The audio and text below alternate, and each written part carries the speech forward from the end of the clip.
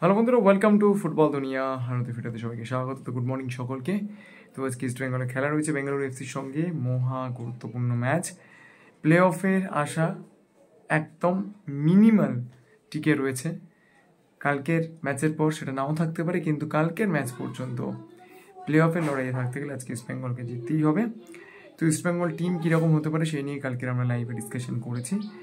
এই মুহূর্তে যতটা আপডেট পাওয়া যাচ্ছে, যেরকমটা বলেছিলাম সকালবেলা জানাবো, ডিমিট্রিয়াস দিয়ামান্তাকোস আজকের বেঞ্চ থেকেই মোস্ট প্রবাবলি শুরু করতে চলেছেন, এবং রিচার্ড সেলিস তিনি কিন্তু আজকের ফার্স্ট টিমে ফিরছেন দিয়ামান্তাকোসের জায়গায়।